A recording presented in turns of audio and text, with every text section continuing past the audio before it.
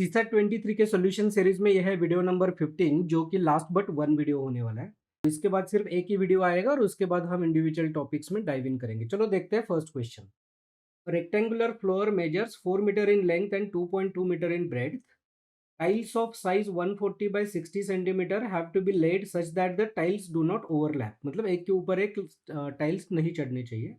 A tile can be placed in any orientation. तुम vertically horizontally लगा सकते हो so long as its edges are parallel to the edges of the floor. मतलब तुम जो वो फ्लोर का एजेस है उसको पैरेलल लगा सकते हो, ये टेढ़े मेढ़े नहीं लगा सकते. राइट, सपोज ये आपका फ्लोर है, आप ऐसे नहीं लगा सकते, इसका एज और इसका एज एक दूसरे को पैरेलल, मतलब आप ऐसे लगा सकते हो या फिर ऐसे लगा सकते हो. Right, so that is what it is saying. What is the maximum number of tiles that can be accommodated? तो ऐसे मैक्सिमम ये साइज के कितने टाइल्स लगा सकते हो, दैट इज द क्वेश्चन. तो ये थोड़ा ट्रायल एरर करके देखना पड़ेगा और अलग अलग अरेंजमेंट्स देखने पड़ेंगे. तो चलो क्विकली हम लोग इसको सॉल्व करते हैं. तो दिस इज 4 मीटर, तो मैं इधर 400 सेंटीमीटर लिखता हूँ और ये है 220, तो ऑलमोस्ट थोड़ा सा आधा आएगा इसके. तो ये वो फ्लोर है. राइट, तो this is 220 centimetre and that is 400 centimetre. और वो जो टाइल्स है वो है 140 सेंटीमीटर बाय 60 सेंटीमीटर, और इसी के लिए मैंने इसको सेंटीमीटर में लिया है. तो ये 140 है. राइट, और ये 400 है. तो अगर मैंने ये 140 इस लाइन में ले लिया तो इसमें सिर्फ दो ही टाइल्स आएगा, क्योंकि वो 280 हो जाएगा. और अगर मुझे तीन लगाए तो मुझे लेंथ चाहिए 420 सेंटीमीटर. राइट, 14 3 जा 42, तो आई नीड 420 सेंटीमीटर.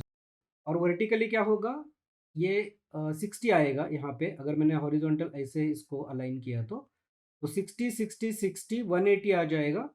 और फिर मुझे 240 चाहिए. राइट, लेकिन ये है 220, तो यहाँ पे सिर्फ तीन ही आ सकते हैं. तो may be like this.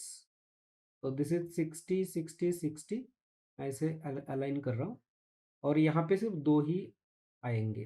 Right, so this is 140, this is 140, ये 60.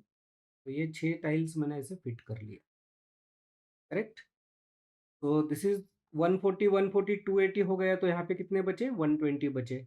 यहाँ पे 60 60 60 180 हो गया, तो यहाँ पे बचे 40. राइट, अब क्या होगा, ये 120, ये जो स्पेस खाली बचा है यहाँ पे मुझे, ये कॉर्नर ये वाला, तो इसमें मैं 60 60 के दो, राइट, क्योंकि इसका एक साइड 60 है, तो इसको मैं ऐसा यहाँ पे 60 और यहाँ पे 60 ऐसे वर्टिकली दो टाइल्स लगा सकता हूँ. तो अगर मैंने ये लगा लिए, this this total height is actually 180. Right, और मेरा ये टाइल का हाइट 140 है, तो मैं इसको यहाँ तक ले लूँगा ऑलमोस्ट अप्रोक्सीमेटली. तो ये हो गया 140. 140 यहाँ पे, यहाँ तक 140 होने के बाद ये लेंथ कितना बचा मेरे पास, this is total 220 out of 120. 140 चले गए, so I have 80 here. So this is 80. Now this is 40. Right, so this distance is 40. तो अपने टाइल्स कौन से, ये 1 2 3 4 5 6 7 और 8. तो ये अरेंजमेंट में आई गॉट 8 टाइल्स. राइट, और यहाँ पे कुछ बैठ सकता है क्या, अल्दो दिस इज 80, अगर मैंने यहाँ पे 60 साइड अलाइन करके और एक फिट करने का कोशिश किया, तो up to this point, up to this point I have 120. और इसके आगे इसका टाइल का जो लेंथ है वो है 140, तो वो इसमें अंदर नहीं जाएगा, वो ओवरलैप हो जाएगा ये स्पेस में. Right, so I cannot fit anything here. That means maximum tiles I can put in this arrangement is 8. तो चलो अभी वर्टिकल करके देखते हैं. अभी मैं इसको इरेज करता हूँ. Okay, so what are the other possibilities. तो हमने इसको हॉरिजॉन्टली फिट करके देखा, अब हम इसको वर्टिकली फिट करेंगे. मतलब यहाँ पे हम लोग 60 वाला साइड लेंगे और वर्टिकली यहाँ पे हम लोग, तो दिस इज 140, इस तरह से अरेंज करके देखेंगे. I think this are the only two ways you can arrange it. Right, 140 जाने के बाद, 220 में से 140 जाने के बाद यहाँ पे बचेगा 80 नीचे. जैसे 60 के 400 सेंटीमीटर में कितने टाइल्स आएंगे, सो बेसिकली 6 टाइल्स आएंगे. राइट, तो 6 फुल टाइल्स आएंगे. What I will do is I will draw this line up to say this point, और इसमें मैं 6 टाइल्स लगा दूंगा, 1 2 3 4 5. तो ये हो गया 60 60 60 60 60 60. राइट, सो दिस इज हो गया 360, यहाँ पे बचे 40. करेक्ट, और ये 140, तो यहाँ पे बचा 80। तो ये हो गए 6 टाइल्स। अभी ये बचे हैं 80। तो ये इसका 60 का जो साइड है, वो 60 का साइड इसमें फिट हो सकता है, और 140 का हॉरिजॉन्टली फिट हो सकता है। 140 का कितना होगा? 2 होगा, हमने लास्ट अरेंजमेंट में भी देखा है। तो क्या होगा कि यहाँ पे मैं यहाँ पे 20 छोड़ के नीचे, अब दिस वन इज 20 सेंटीमीटर, यहाँ तक 60, तो मैं 140, और this is almost until this point, and this is, तो दिस इज 140, दिस इज 140, 280 हो गया। यहाँ पे ये 120 बच गया। Now this is 120, this is 40, यहाँ पे 40 है, तो यहाँ यहाँ तक तो कोई भी टाइल्स फिट नहीं होगा। ये 140 है यहाँ तक। Okay, so this distance is 140।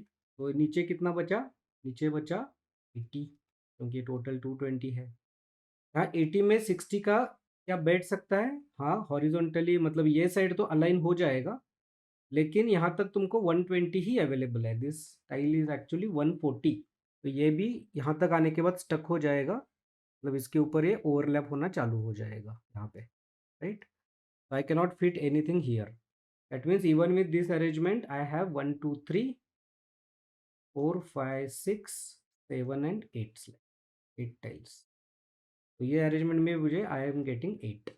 So the answer to this question is option number C, 8. थोड़ा टाइम कंज्यूमिंग है, मतलब आपको क्विकली कैलकुलेशन करके देखना है, लेकिन मुश्किल नहीं है, right? I am sure that this is a very easy question, but it is time consuming. चलो नेक्स्ट क्वेश्चन देखते हैं। There are large number of silver coins weighing 2, 5, 10, 25 and 50 gram each. Consider the following statements.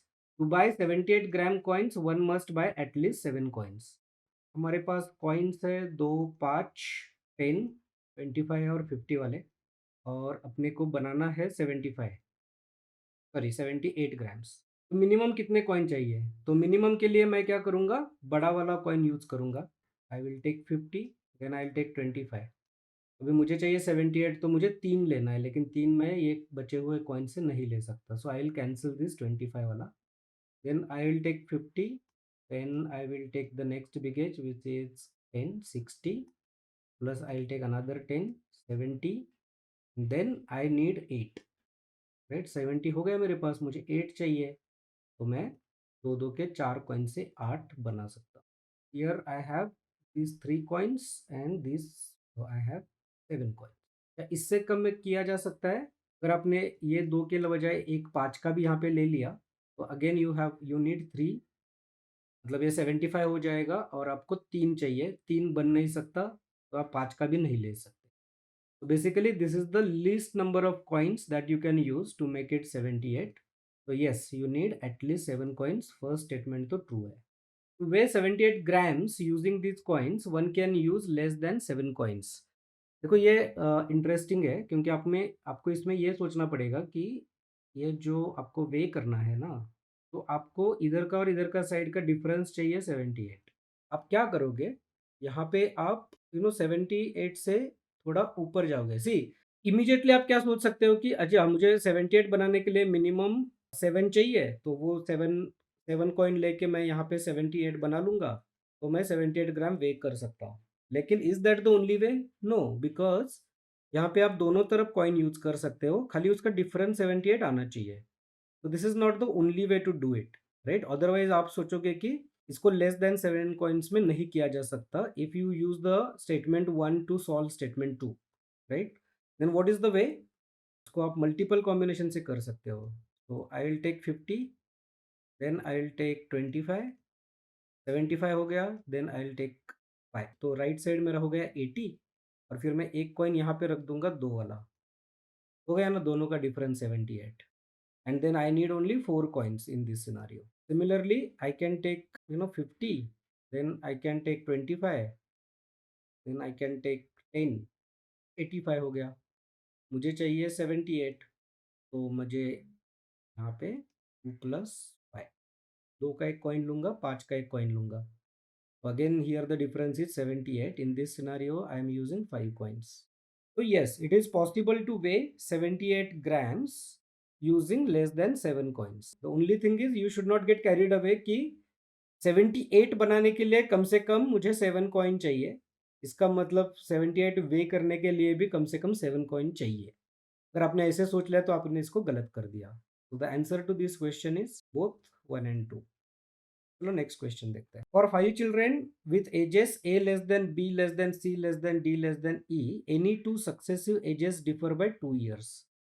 तो basically ये 5 बच्चे हैं, ए, B, सी, D और ई, और ये दोनों में 2 का डिफरेंस है, इसमें भी 2 का डिफरेंस है, इसमें भी 2 का है और इसमें भी 2 का है। Question says what is the age of the youngest child. तो इसमें से सबसे छोटे बच्चे का एज कितना है। स्टेटमेंट 1 क्या है, the age of the eldest is 3 times the youngest. Youngest is A, E और ए के एज में डिफरेंस कितना है, 8 ईयर्स का डिफरेंस है, राइट। इससे ये 2 plus 2 plus 2 plus 2, and then the statement says that the age of the eldest is 3 times the youngest. तो ई का age is equal to 3 times of A का age, it is also is equal to a plus 8। तो 3a is equal to a plus 8। तो 3a में से a चला गया तो बचे 2a, 2a is equal to 8, तो a is equal to 4। What is the age of the youngest child? 4। तो स्टेटमेंट से हम लोग निकाल सकते हैं।